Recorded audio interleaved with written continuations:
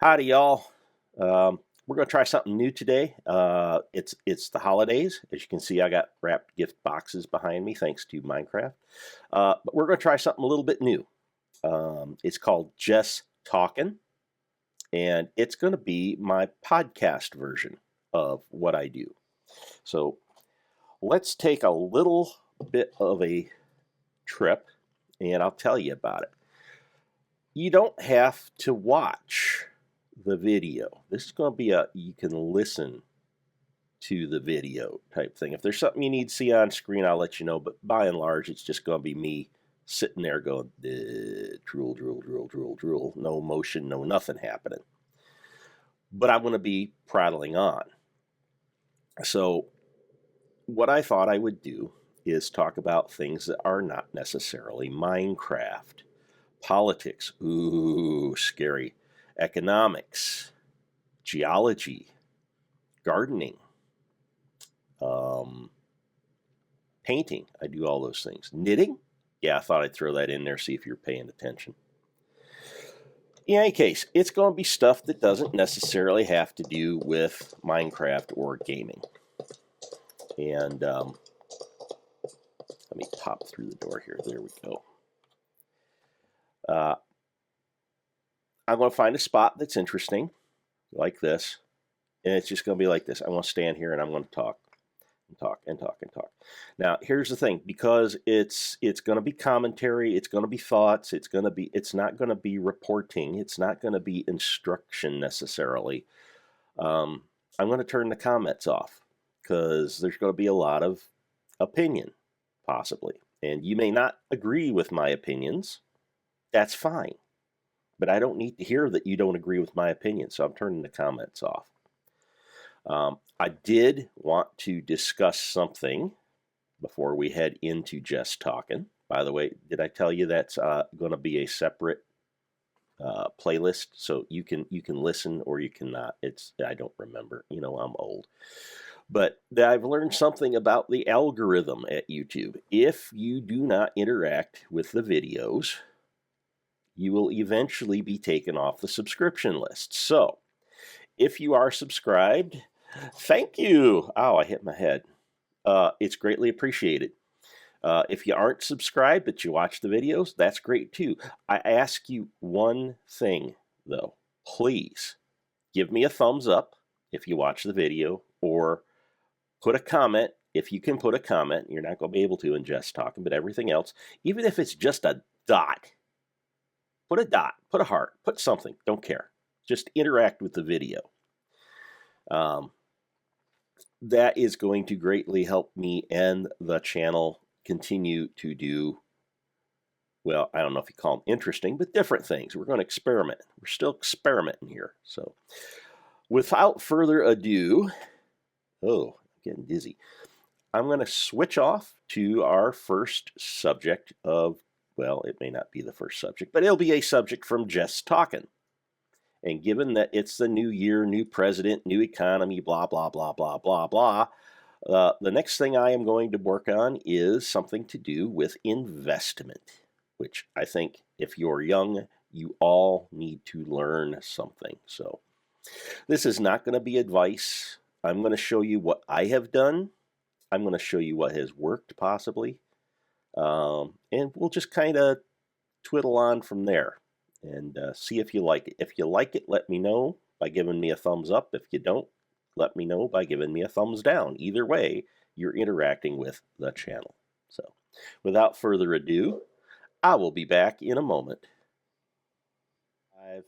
Hi, this is Jag, and this is an episode of JessTalkin, which is the, shall we say, what do you call it there? Podcast version of my channel. You will notice today we are up in the space station core.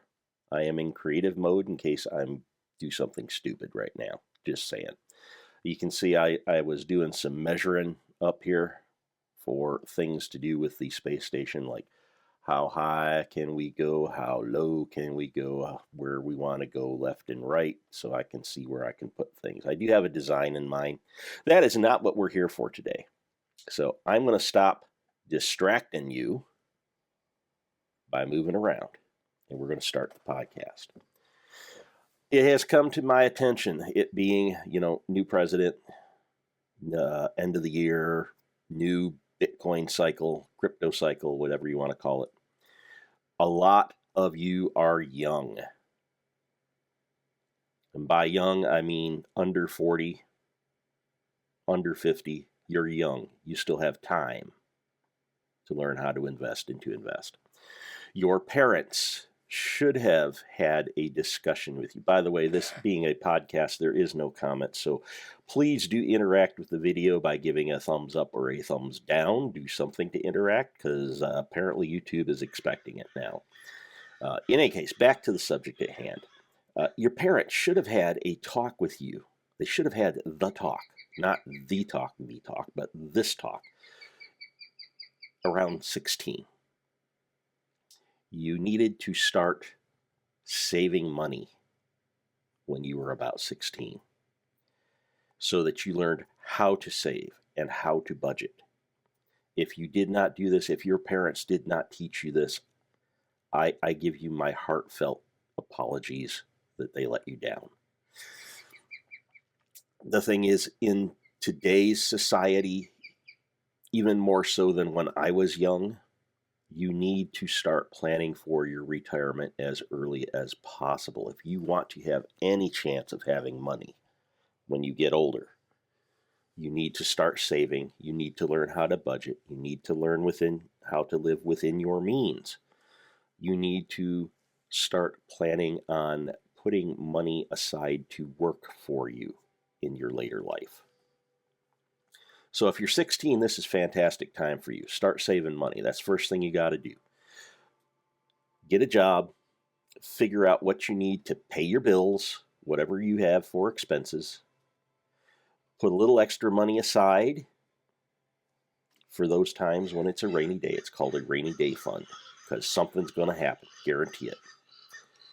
When you're done with that, you need to put something else aside, so that you have money to invest and grow later for your retirement. And after that, pretty much you can spend what you have left. So here's the first and biggest problem. You need to live within your means. So what does that mean? It means if you make $100 a week, but you have to pay $150 for groceries, you have a problem already.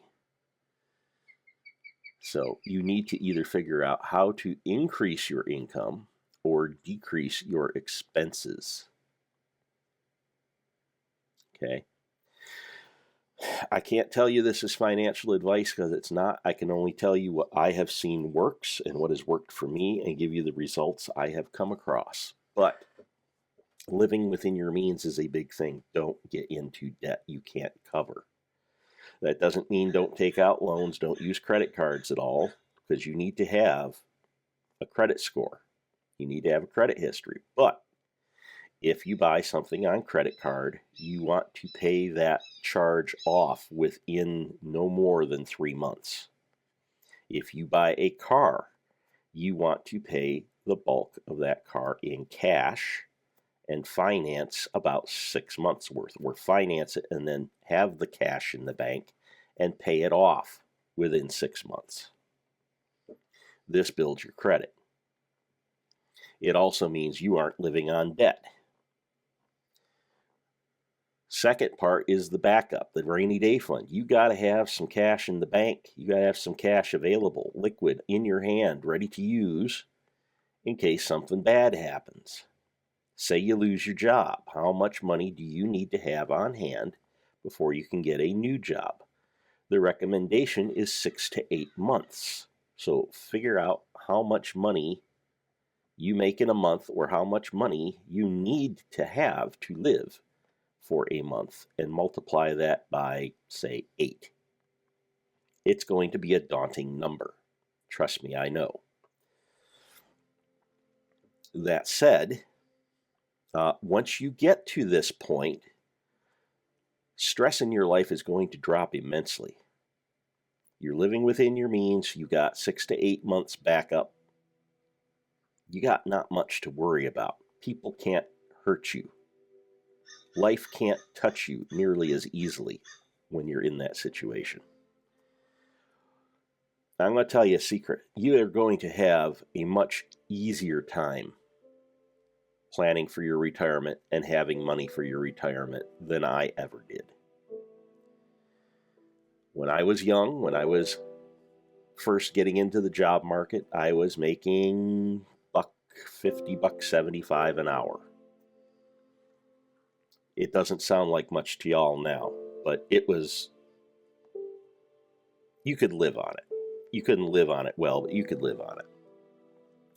The problem was, if I wanted to get into the stock market, I needed something like $50,000 cash. I needed a human broker.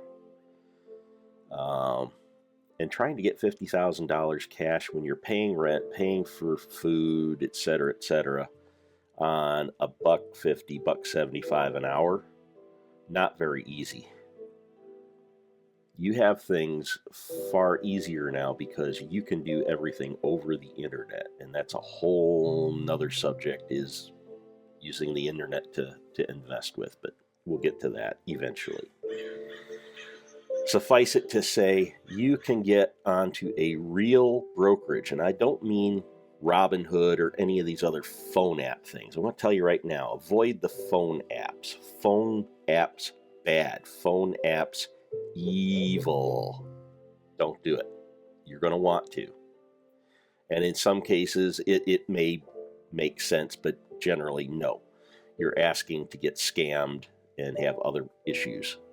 And again, we can go into that at a later date. But get a real broker. E-Trade, I believe, runs specials where you can open an account for as little as $500 to this day. $500 is not a lot of money nowadays. If you want to do something better, get into Schwab or any of these other real brokerages. And I'm going to tell you, the hardest part is doing the initial paperwork. Once you get the paperwork done, and it took me about a month to get my paperwork done and submitted the first time. It's easy after that, because all you got to do is put the money in the right places. And here's the thing about putting the money in the right places when you're young. You got a lot of time. You got a lot of time to make mistakes. You got a lot of time for things to work themselves out. So one of the questions I get asked is, what do you put your money in? How do you know what's going to make money? It's like, well, honestly, you don't. Even if you're experienced and you have an idea of what to do, you can't see the future. You can't. It just ain't possible. So the best thing I can do for someone who knows absolutely nothing starting out is, what kind of products and services do you use? Okay, what do your friends use? Warren Buffett, he started out making money with Coca-Cola. He invested almost exclusively in Coca-Cola when he was young. Why did he do that? Because he used to collect bottle caps. And of the bottle caps that he found, almost 50% were Coca-Cola. So people were drinking Coca-Cola. So he said, hey, Coca-Cola, it's probably going to be around for a while. It'll probably grow over time. Let's put our money in Coca-Cola. And that's what he did. So you need to think to yourself, hey, what product or service do I like? Do I use? Do you wear Nike shoes? Do you go to, what is it called, Ulta for your makeup? What do you use? What do you use for a cellular company? Do you use Verizon? They've been around for a while. AT&T? Chances are they're still going to be around. Okay? You want to be investing for the long term, which means you're not going to be a day trader. You're not going to use margin, which is borrowing money to buy stocks. That's a bad thing. You might as well just go to Las Vegas and put everything on 6 on the roulette wheel. That's how fast your money's going to disappear.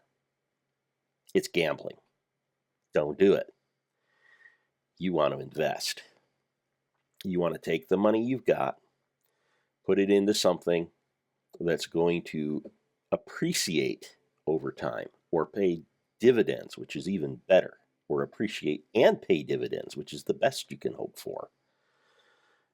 What's a dividend? Dividend is money that you are paid for letting somebody basically hold your money. Okay?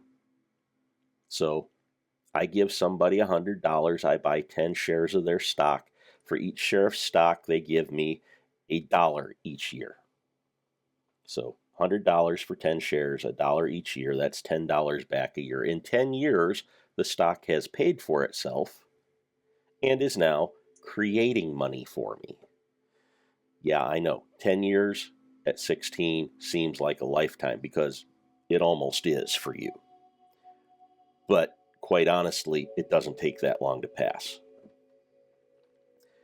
So if you can get in and you can just buy things and not sell, you're going to buy and you're going to hold on to something for at least 10 years before you even consider selling. You will do better than probably 9 people that are sitting around you at this point. Most people don't make it far enough to put money out there to work for them. And those that do, a lot of them like to go for the quick deal, and they get burned. So if something sounds too good to be true, it probably is. I'm sure you've heard that. Well, there's a reason why it's said, because it typically is true. Dividends sound almost too good to be true, but it's kind of like getting interest on your savings account. Basically, you're putting money into a company, they pay you back over time. And they pay you more over time. And if you get enough of this stock purchased, you can, in theory, live off of the dividends that get paid. So we're going to get into another concept that is going to be a little daunting for you. We're putting the cart before the horse at this point, but I just want you to get a taste of what is possible. And it's called compound interest. Okay. So what is compounding your investment? Compounding your investment means you take money, you put it into the market. You either get dividends back and reinvest them, so your dividends are like your interest. You buy more stock, which gets you more dividends. To buy more stock to get more dividends. And it's kind of slow at the start. It will take you a decade to get to where you're seeing a whole lot of movement, if any. Usually it's 20 to 30 years. And again, I don't mean to scare you, don't mean to get you down, but the thing about compound interest is once you get that snowball rolling down the hill, you can get an avalanche by the time it hits the base of the mountain. So I know it doesn't seem like you're accomplishing much at first, but you are. The earlier you get in, the more potentially you can make. So even if you're just putting in $100 a month right now, that's going to be worth a lot of money down the road. I'm going to drop the sound here. It is getting a wee bit loud on that. There we go.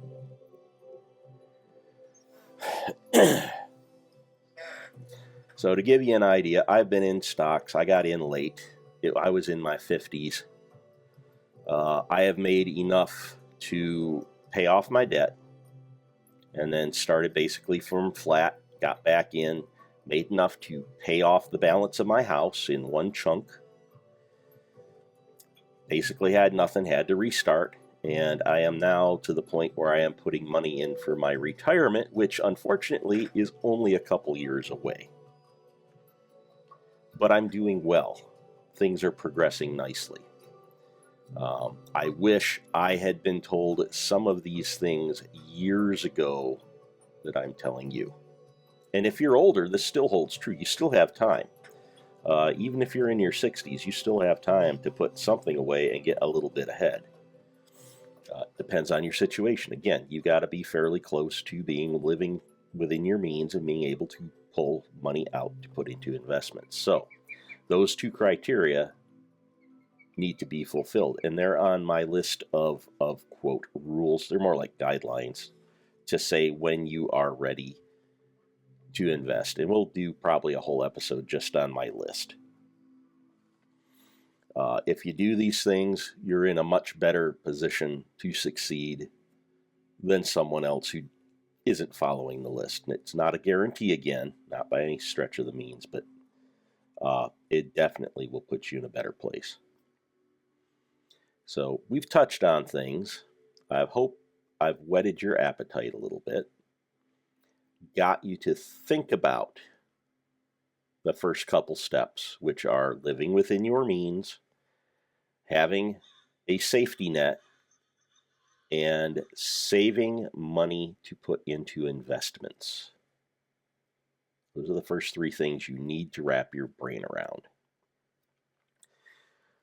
Again, you do these, you're way ahead of the curve over everybody else. And then we start learning how to invest, how to make money, what things work or have worked. And that's the problem, is what worked before may not work for you today.